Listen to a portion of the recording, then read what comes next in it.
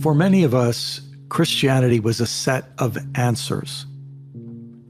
We would change denominations or congregations when we became dissatisfied with those answers. We would seek another faith community where the answers made more sense to us.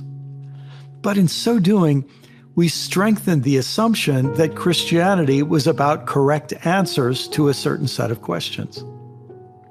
What happens when you become disillusioned not only with the answers Christianity offers, but with the questions Christianity asks? What if other questions are becoming more important to you? For many of us, the big question that Christianity posed was, how do you go to heaven when you die? And that question drew from an even deeper theological question. How can we resolve the problem of original sin or total depravity? Others of us may have been raised with a different question, the question of the prosperity gospel. How can God and the Bible help me make more money and be less sick and more successful? I remember years ago, a Salvation Army officer told me that he was having secret meetings with Catholic nuns and friars, and he was discovering Catholic mysticism. They were exploring a totally different question than the question he'd been raised with. These Catholic nuns and friars were asking, how can we experience God at the deepest levels of our being? When I've engaged with Christians of different traditions, I discovered that some of them were asking this question: how can the poor and the oppressed be liberated from oppression? How can the earth be saved from human greed? And how can human beings rejoin the earth community? What is a good life? And what does it look like now? What if Christianity is in the process of redefining itself, not in terms of its answers, but in terms of its questions? It would look very different. That's what we'll explore today.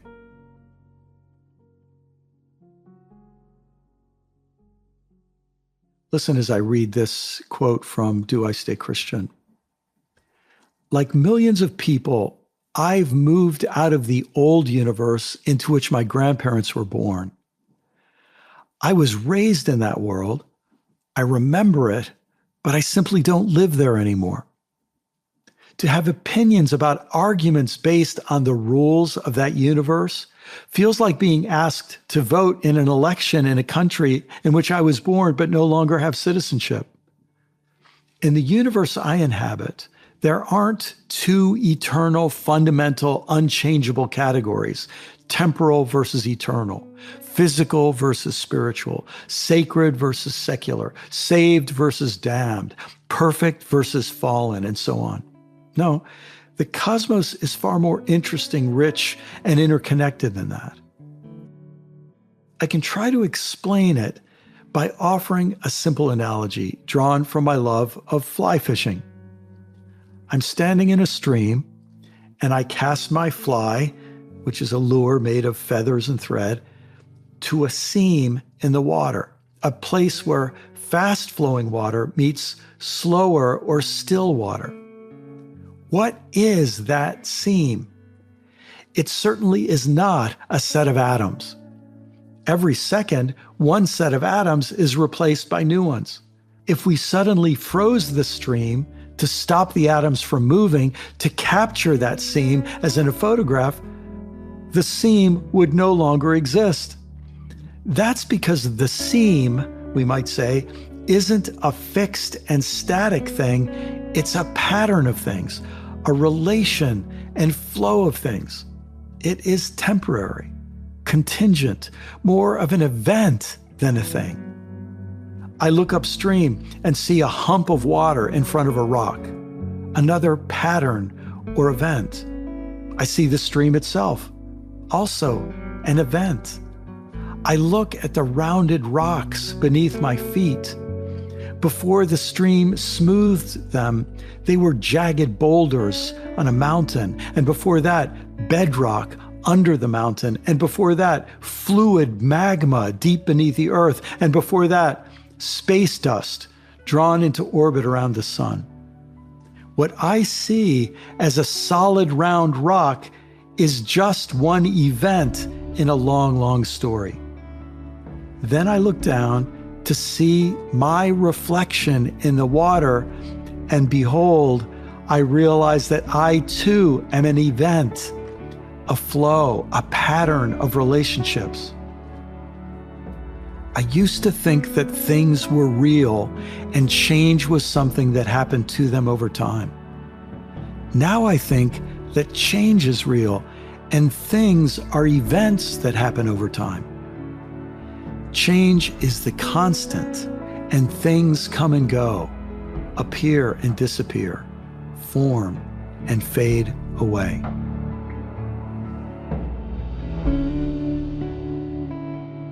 It is my great joy to be here with Dr. B and with Jim. I want to say, Dr. B, a great joy for me of being part of the CAC faculty has been getting to know you. Your books, Race in the Cosmos, Joy Unspeakable, Crisis Contemplation, felt like a hybrid between scholarship and poetry.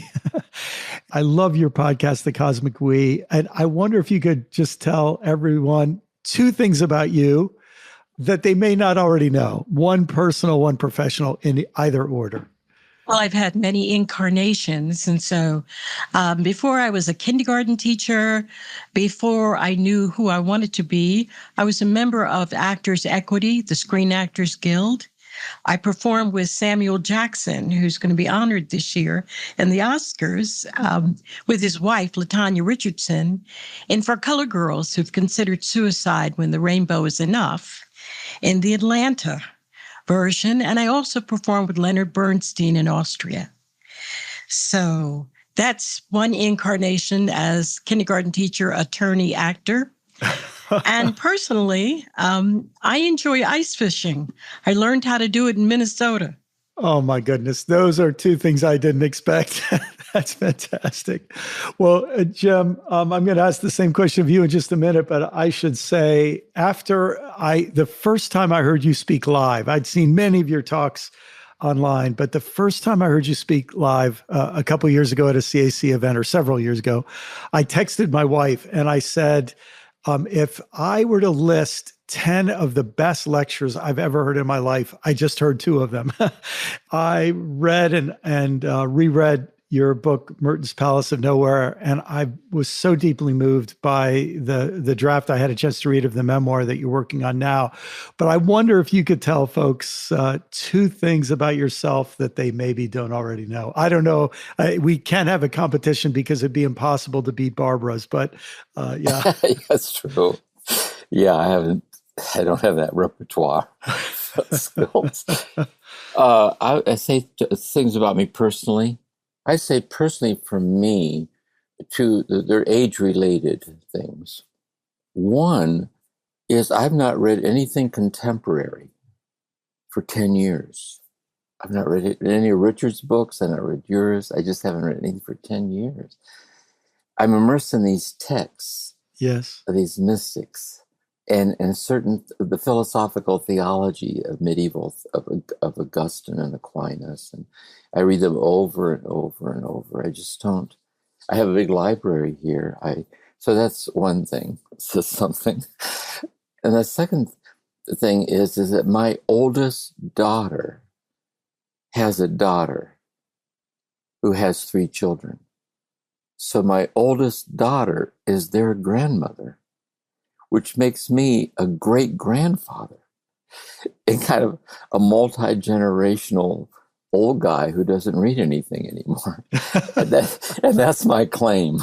But I play a violin with one string on it. It's a sense of mystical consciousness and where it touches trauma and the lineage of these traditions. And so I'll share that. Well, that's beautiful. All I can recommend, I can just picture you sitting in Minnesota on a frozen lake ice fishing and reading Aquinas, that puts it together somehow. Oh, for me. Wow. For me, Maybe Jim. someday I'll get to fish with Barbara and her husband. Maybe might happen. That would be great. That would be great. Well, just a bit of background. In learning how to see, the first 2 seasons, we looked at bias. And in many ways, bias is like, for someone like me who wears glasses, it's like trying to take off your glasses and look at them to see how many scratches and smudges and cracks you have that are distorting your view. It's not easy to do. Seeing is harder than it looks. What happened in our first couple of, after those first couple of seasons, so many of the questions that we received were questions about Christian faith, where people were saying, I feel like my own Christian faith has helped me see some things, and it's made it harder for me to see other things. And now I wanted to take a look at my own Christian faith. Both of you grew up in religious families to some degree. And Jim, you grew up Catholic. Dr. B, you grew up Protestant. And I wonder if you can recall any experiences, maybe some of your earliest experiences, where you thought, the version I inherited of Christianity isn't helping me right now. Does any examples of that come to mind? Maybe I could start with you, Dr. B. Well, it wasn't just whether or not Christianity was helping me. I couldn't see that it was helping anybody because I grew up right on the cusp of the civil rights movement. And so as a family, we knew that our protection was held within our own tight community, but that we didn't fit into the larger community. And the Christian story didn't help that at all, not one bit. And those who were Anglo, who professed to be Christians, didn't seem to have any better mantras or way of living than anyone else. So I couldn't really see where anything that the Christian story held could help with the larger community's healing, safety, and survival. And yet there was a trickster element to it that kept me intrigued. And when I say trickster element, I mean the enigma of the cross is enough to keep folks who are oppressed, whose backs are against the wall, wondering what God will do next. That is so well put. But this dominant sense that for the white majority here in the U.S., their form of Christianity was, if anything, giving them permission to make your life and the lives of your community worse.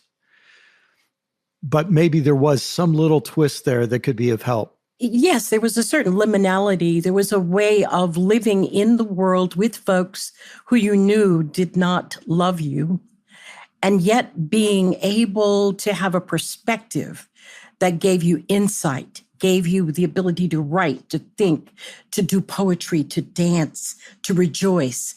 You had more perspectives on the world because you didn't believe the framework that had been offered to you. So you knew that wasn't the framework. You didn't know what the framework was, but you knew that wasn't it. Yes, this is a game that's rigged against me. But in a sense, that little distance gives you some vantage point to see the game in a way that people who it's working for might not even see it. Absolutely. Yeah.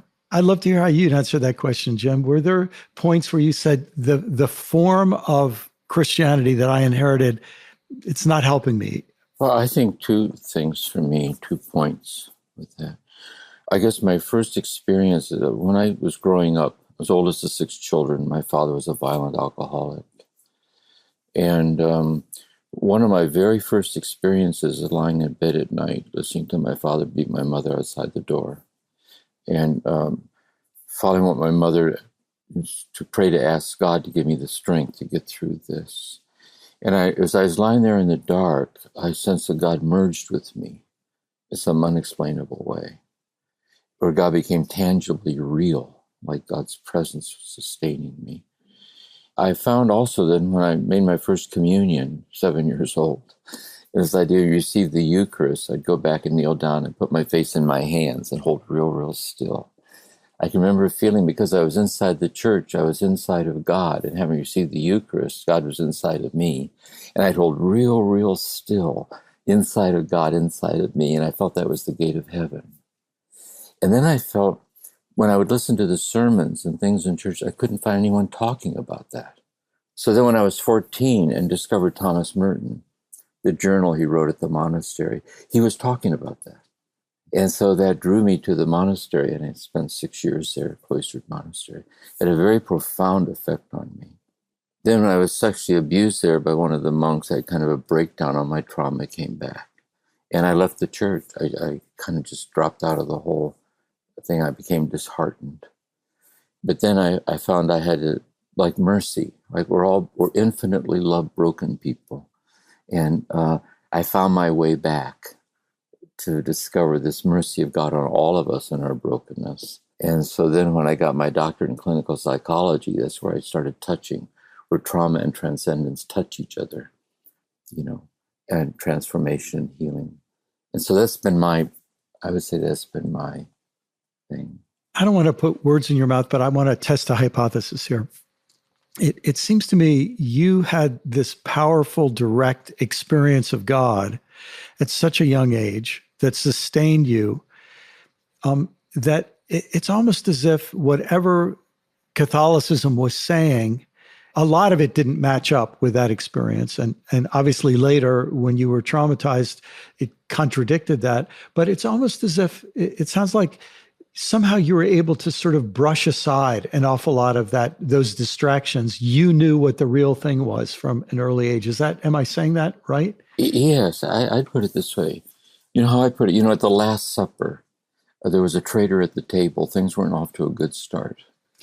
It's always been a messy, broken, beautiful, brutal, kind of terrible place. Yes. And Thomas Merton once said in one of his talks to the novices, he said, a lot of Catholics are losing their faith, and they're losing it in church because the church isn't teaching its own, that we're God's beloved, that God's infinite presence is presencing itself as every breath and heartbeat, and we can be healed from what hinders us from living in that.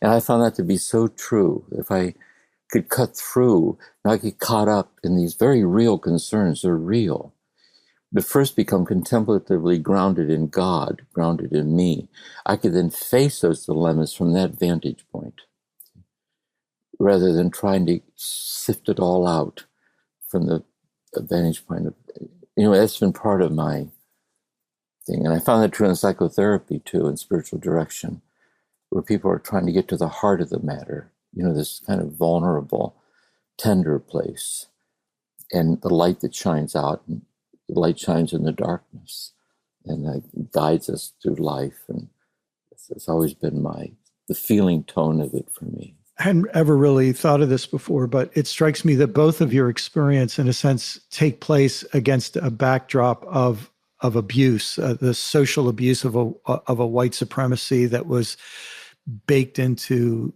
institutions and culture and psychology of so many people, and that white supremacy almost functioning like alcohol functioned in your family, where it infected one person and then ended up touching everyone and traumatizing everyone. In another way, your contexts were very, very different. I guess we just sit back and see when people talk about Christianity, each one has their own story, their own vantage point, their own experience. But one thing that seems to be widely shared, well, maybe I should say two things that are widely shared. One is that there are a whole bunch of people who are totally happy with the form of Christianity they inherited. They don't seem to have any doubts or second thoughts. They're proud to be associated with it.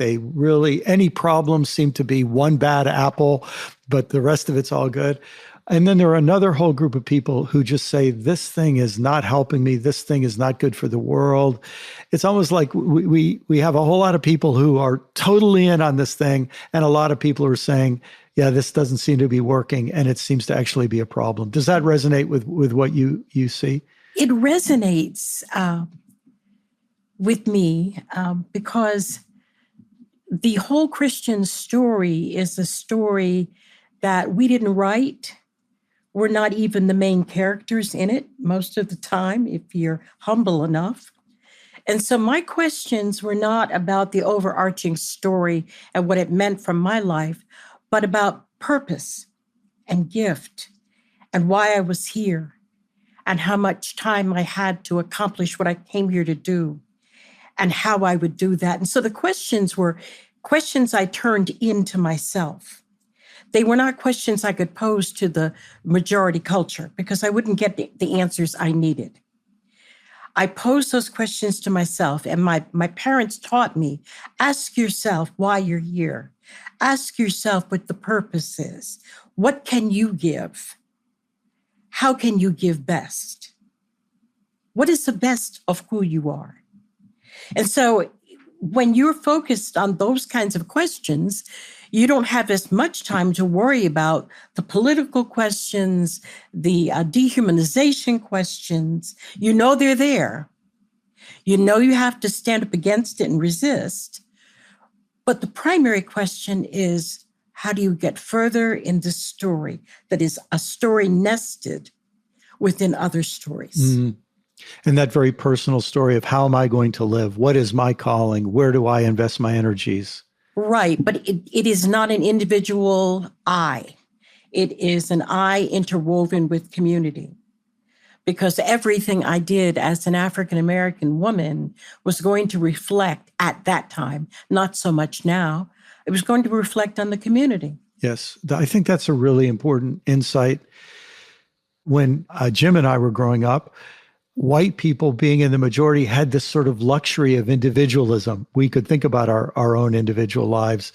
That option wasn't even on the table for African Americans and many others who were constantly under a gaze where they were the representatives of other people, and their behavior could reflect negatively on other people that would only intensify the mistreatment.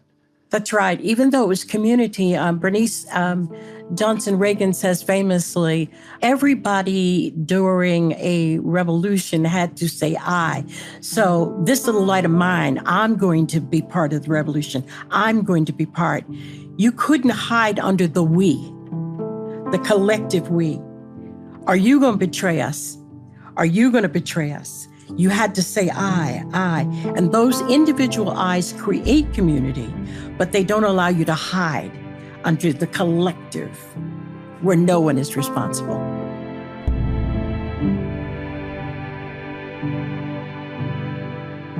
My goodness, there's just so much to think about how that relates. We can think about how that relates to race and politics, but it really does relate to a person identifying, I'm Roman Catholic, I'm Southern Baptist, I'm Pentecostal, I'm Eastern Orthodox, whatever.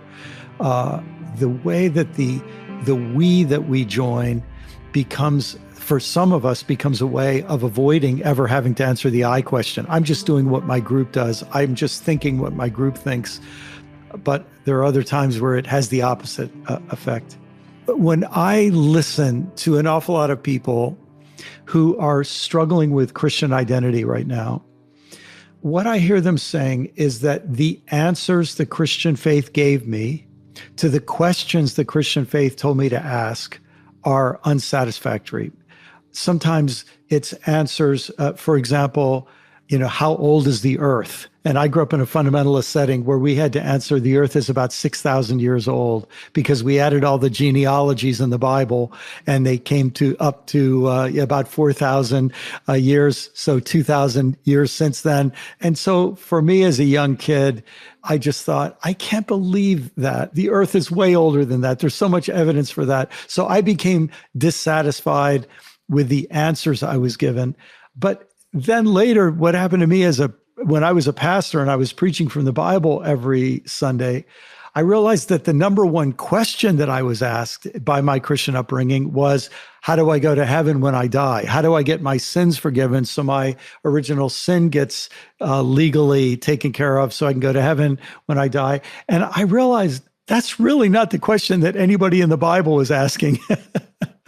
And suddenly I was dissatisfied not only with the answer, but also with the question. I'd love to hear any reflections either of you have on that.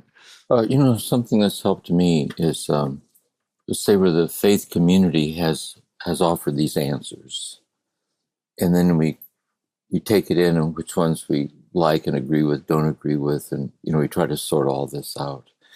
And I think that Richard Rohr, the idea of the emerging church, is always going back. Is what's the question that Jesus asked us? Like, to cut to the chase, to get to what is it? And one way I look at it, if we just sit with Jesus, put it that way, like heart to heart, say where Jesus says, "Follow me," and we see where he's taking us is to the cross, like Barbara was saying, the cross. And I understand the cross to be a metaphor for the crucifixion of our cherished and dreaded illusions, that anything less than an infinite union with the infinite love of God will ever put to rest the restless longings of our heart. And also to know, to die to the idolatry of attainment, is if somehow God's love for us is measured by the extent to which we or anybody else is living up to it. Rather, it accesses us and takes us to itself in the midst of our inability to live up to it, which is experiential salvation. And then grounded in that, then how can I share that with other people? So another big thing for me with Thomas Merton, when I was there, this is during the 60s, the Vietnam War, so on. He wrote a book called Seeds of Destruction. It was pro-Dr. Martin Luther King, anti-Vietnam, anti-nuclear war movement. The Berrigan brothers came there to visit him. Thich Nhat Hanh came there to visit him. I just found out a few months ago that Dr. Martin Luther King was scheduled to come see him at Gethsemane. He was killed just before he was to go. And he wrote another book called Conjectures of a Guilty Bystander.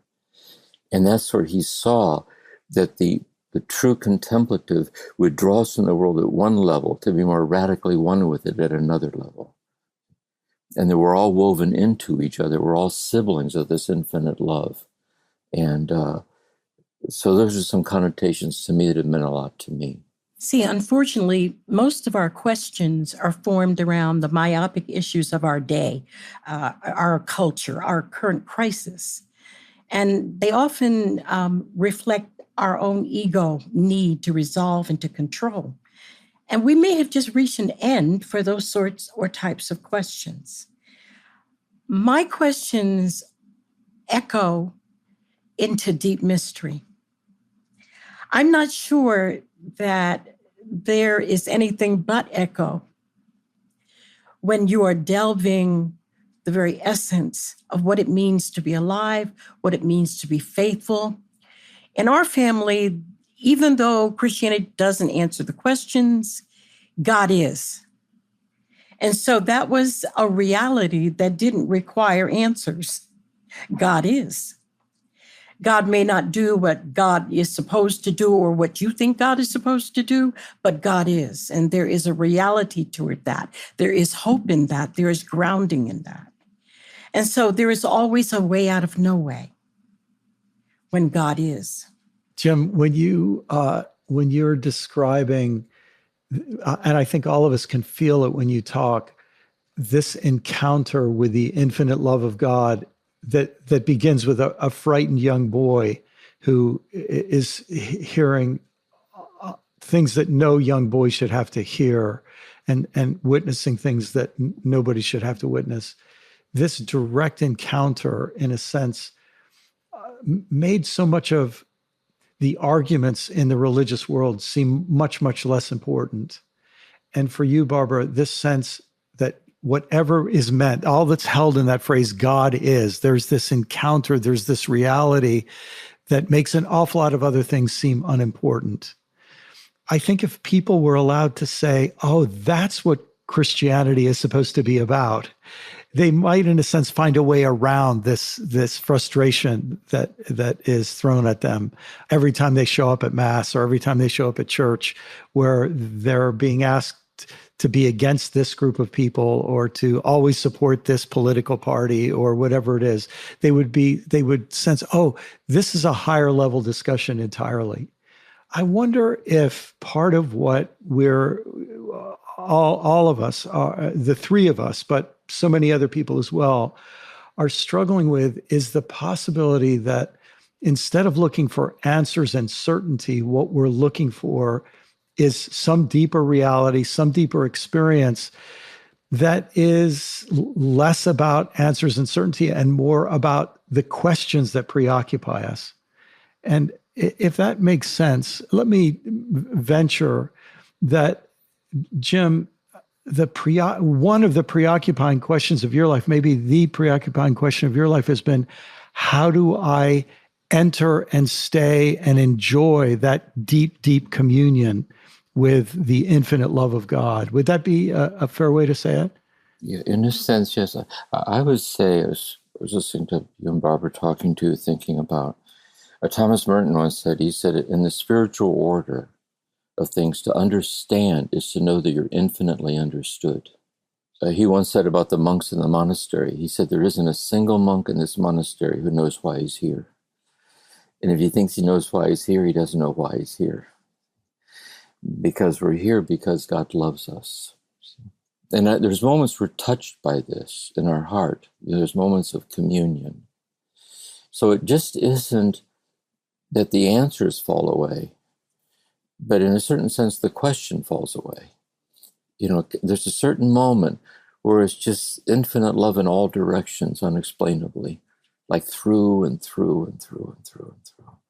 And the issue is that we live in a traumatized capacity to abide in that love alone pervades all things endlessly in all directions.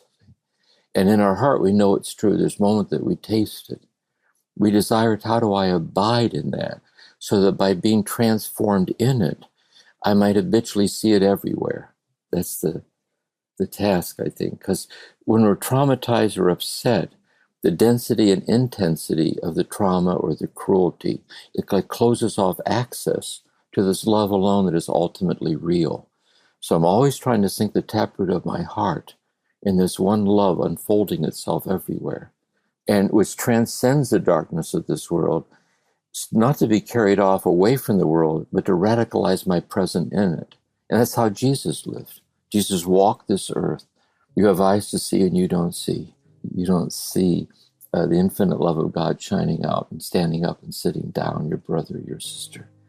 So I see it that way. I'm to abide in it, but to abide in it in a way that radicalizes my oneness with the holiness of everybody and everything. We're all trying to find our way here. And how can I be true to my path so that in my presence others might find it somewhat easier to see it in their life and pass it on to other people? Barbara, as you're listening, I'm watching the gears turn. What goes through your mind as you're listening to Jim there? I'm thinking about the old Billy Graham crusades and the song, Just As I Am Without One Plea. And I used to think of God. I'd be in the house and my mother and father would be listening to Billy Graham on the radio. And I would think in terms of God's call to me, God's question to me, will you come? And how I would physically embody a response. Western cultures always think in terms of question and answer and written language. And those cultures that were completely oral are disregarded. But maybe the question that God is asking doesn't require an answer. Maybe it requires a song or a poem or a dance. Maybe it's not the epistemology we're most comfortable with in the West. Maybe it requires just a breath in response.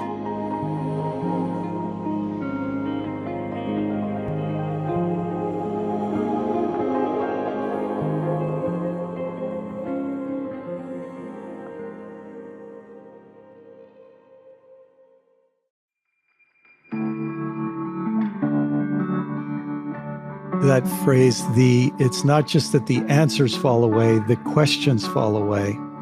And this sense that there's a response that is a whole body response. It doesn't leave out the mind, but it's not just the mind, it's the body. And it actually, that evokes that quote that I know we're all familiar with from a letter that Rainer Maria Rilke wrote to a young poet, I think close to 100 years ago. He wrote, "Be patient toward all that is unsolved in your heart, and try to love the questions themselves like locked rooms and like books that are now written in a very foreign tongue." My goodness, there's so much we could talk about just there. And then he goes on and says, "Do not seek the answers which cannot be given you because you would not be able to live them."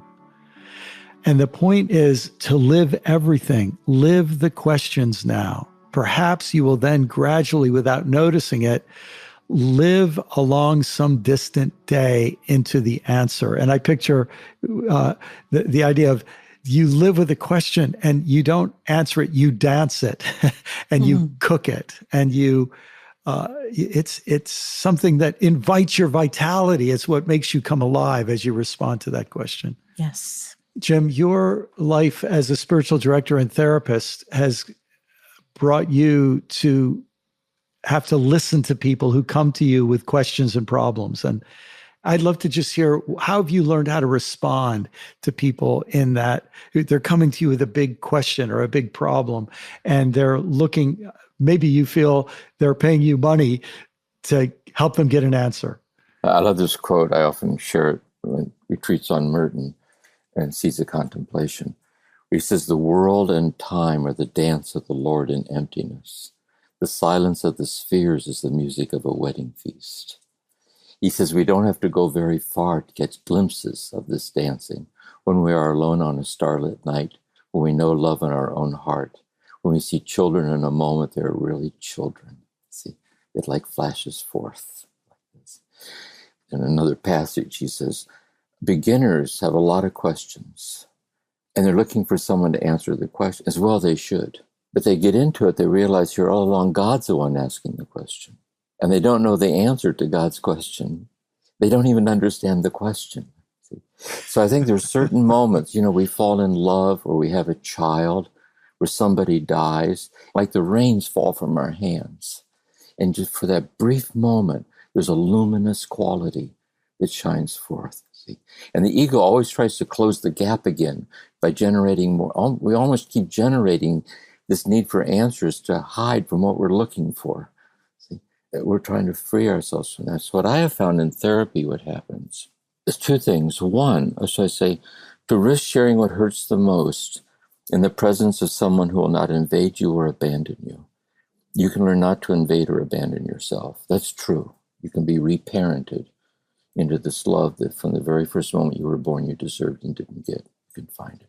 But deeper down, Jesus talked about the pearl of great price. In the very midst of sharing the painful thing, you can taste for yourself the invincible preciousness of yourself. Thomas Merton says, there is that in us that is not subject to the brutalities of our own will, nor is it subject to the brutalities of what anyone can do to us, because it's that in us that belongs completely to God. And a person in the vulnerability of healing very painful things, all of a sudden there's a pause, and that preciousness shines out. Do I mean? It's like a self-authenticating depth of themselves, and they can learn to stabilize in it and draw up from it the courage to walk through their story.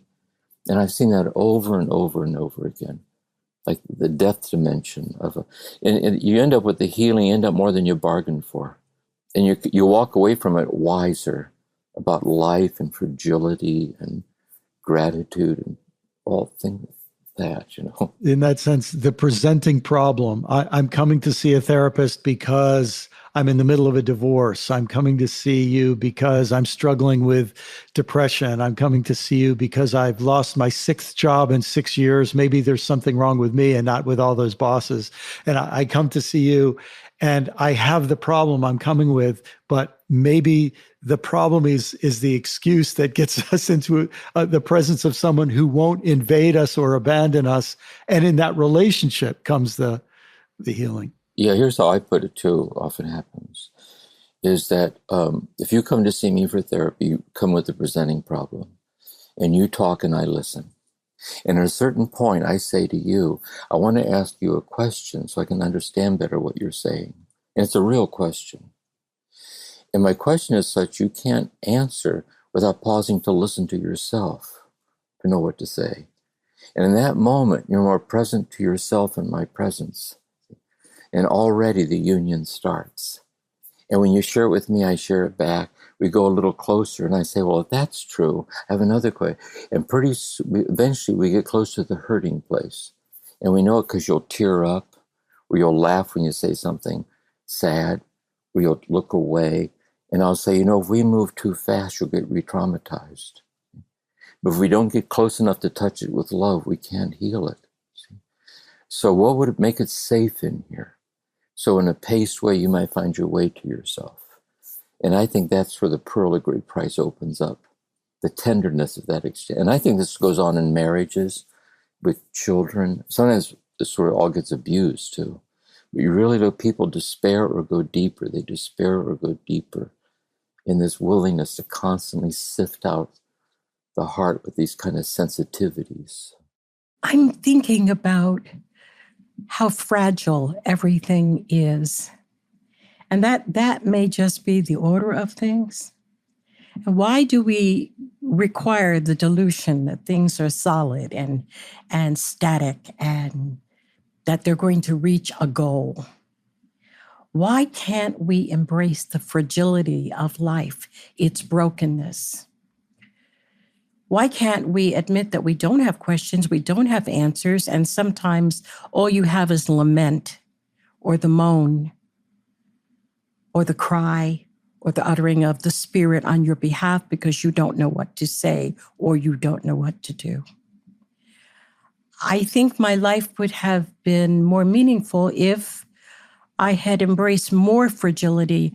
I clung to the illusion that things were the way that I thought they should be. I would go here, I would get this education, I would get that job, I would accomplish this. But in fact, every second is a moment of fragility that is a miracle that contains all of the questions and all of the answers. And why can't we dance with that? We're recording this conversation on the 14th day of the invasion of Ukraine. And last night I had the television on and, they're doing all these interviews with people who are either in Ukraine or escaping from Ukraine. And there was a woman who they had on the screen who said something like this: look up at the sky. And if there aren't bombs falling, realize how precious that moment is. And then she's crying and she says, peace is so valuable and peace is so vulnerable. And when she put those two words together, of course, in the middle of the experiencing of it, it was incredibly moving and insightful moment. Peace is so vulnerable and so valuable simultaneously. And this maybe is that really the heart that we're looking for, is from everything, from religion, from music, from going to a therapist, from taking a course, from listening to a podcast, someone who helps us see that preciousness and vulnerability and immeasurable value of each moment. It's the questions aren't something we have to answer. There's something that evoke life from us. As you think about people, as we bring this conversation to a close for now, as you think about people who are really tortured because they inherited a faith that they were told their eternal destiny depends upon them believing certain things, practicing certain things, saying certain things, they've been taught it's so important for them to be good boys and girls, good men and women, and they're finding it's not working, or they're finding it seems like a dead end, or they're finding it makes them be dishonest or cruel or whatever. Is there anything that comes to your heart that you want to say to their heart, to help them get in touch with this vulnerable, valuable gift and experience that we've been talking about? and having sat with people in these moments, I've been there myself, is I say that in one sense, the very fact this troubles you already bears witness that you know better. If you didn't know better, it wouldn't bother you. You'd be fine with it, but you're not. And so secondly, where could you find a place where you can trust your own heart and listen to it and find encouragement? And what were directions you could move in which you could trust within yourself, this is a qualitatively better place. It's more humble, it's more gracious, it has more depth to it, and it's more true to the heart of Jesus. It's more true in the Christian tradition. It's good you're troubled, because it means you're already, like a light shines in the darkness, and you can see it. And so if you could follow it out, believe in yourself, and connect the dots with other people, kindred spirits, and help the person find like where they might go to find that. And I think this podcast, for example, all these podcasts, The Living School, there's other faith communities that are very prophetically deep, compassionate, engaged communities of people. And how do we sense our resonance with them and find out ways to live that in ourselves? Oh, beautifully said. Thanks, Jim.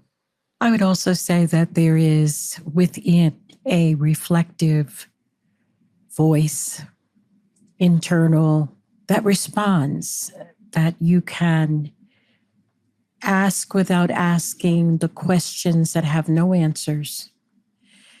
And within yourself, you'll know what reflects the God light and what does not. Not that there's any purity ritual, not that there is a right and a wrong to a lifestyle or a way of being.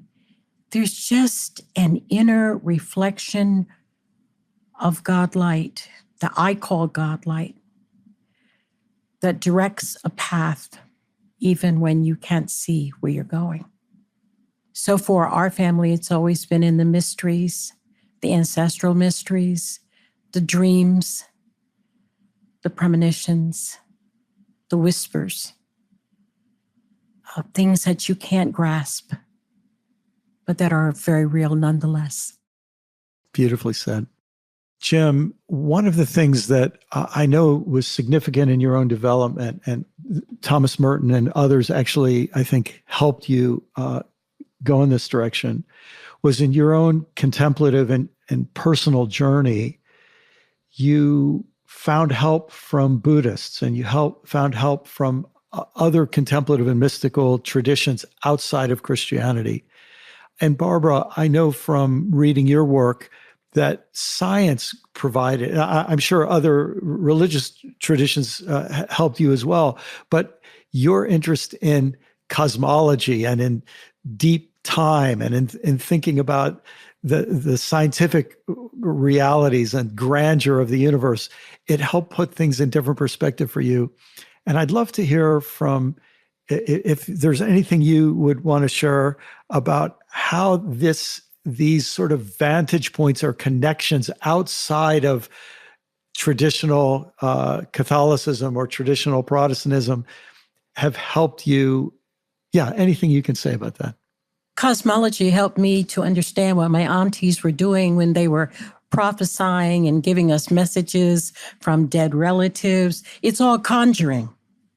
The scientists may say that they have facts, but they only have the facts that they have discerned from the instruments they've developed.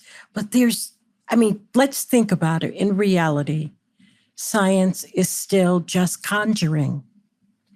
And so if you're going to conjure, I'm going to use all the tools I can find.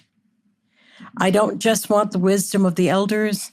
I also want deep space, black holes, astronomical realities. I want to put it all together in a mix. I want to know what the Lakota think. I want to dance with Sufis. I want to know what the mysteries of the earth are. I won't be able to solve it, but I want all of the pieces in the pot. And so I've spent my life gathering them. I don't know where I am in the journey, but I'm still gathering. Beautiful. Thank you. Thank you. For me, another thing I learned from Thomas Merton is that he read some of the writings of D.T. Suzuki, the Zen scholar. And in his book, Zen and the Birds of Appetite, it was his letter to Suzuki. And he said, when I read your writings, these Zen stories about awakening, something in me leaps off the page and says, this is true. And I'd like to know if I, as a Christian, can dialogue with you about this common ground. He wrote the same things to the Sufis. In fact, the same thing, this mystical sweet surrender, of turning around this hidden axis, like the whirling dervish, hidden around this hidden axis of love, and being Rumi and Hafiz and so on. And Abraham Joshua Heschel, the Jewish philosopher and mystic, came to Gethsemane to see him. And the Protestant ministers used to come on weekends to talk with Merton. He said, we have so much to learn from each other and dialogue, because when we learn more about the depth of other traditions, it enriches our appreciation of our own tradition. Like this. So I've been deeply affected by the Dharma over the years, especially Dogen's work and these other traditions, because they're like a polyphony of voices. At the surface level, you see the harmonics of discord, fundamentalistic arguing with each other. But the more it gets closer to the heart center, you see this deep resonance, like dialects of divine love expressed through time and cultures and history. And I think this is the direction to go. Thomas Merton once said, if more people who seek this and have found it would bear witness to the unity, religion could be a source of saving the world, instead of all too often tribal conflict, where religion is used as a language to destroy the world. And so I think this is a big question, this contemplative ecumenism. Well, the unfortunate thing about a lot of Christian missionary work is often the Christian missionaries failed to realize that people they were converting were in some instances as holy or more holy than they were. See? And if we could all be humble to meet each other and share our languages of the divine with each other, we could move the world toward a new unitive place. When I put together all of these insights, I come back to something you said a while ago, Jim, that when people are dissatisfied with their religious system as they've inherited it, the fact that they're dissatisfied means that they already know something, and there's something in them that sees, and for us to let that draw us deeper into the mystery and the delight. I found something else too. Say, as a Catholic, people leave the church. I left the church for a while too. It's when they leave it for a while, they realize they're homesick for the lineage of their origin. And they circle back and find it at a deeper level, this mystical level. Blessed are the poor in spirit and the love of God and so on. They come back and re-celebrate it at a deeper level. That often happens, I think. Well, thank you so much. We're dancing in the mystery together, and we're living the questions together. Thank you so much.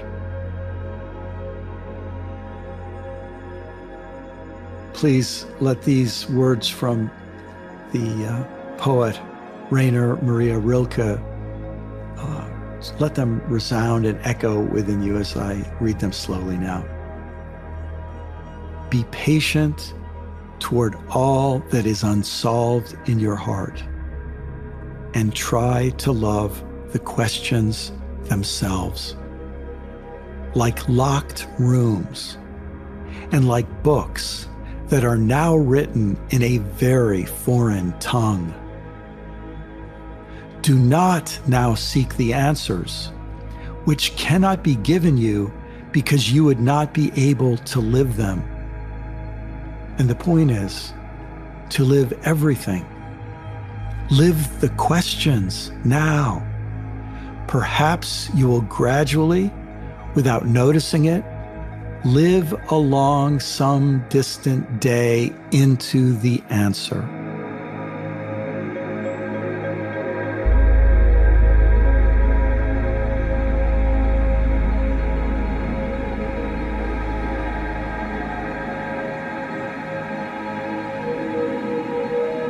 I want to thank Jim Finley and Dr. Barbara Holmes for their wonderful and rich conversation. I want to thank the Center for Action and Contemplation, all the wonderful work they do for the staff and just this beautiful team that's come together. And a special thanks to Corey Pigg, the producer of this program, who is such a joy to work with.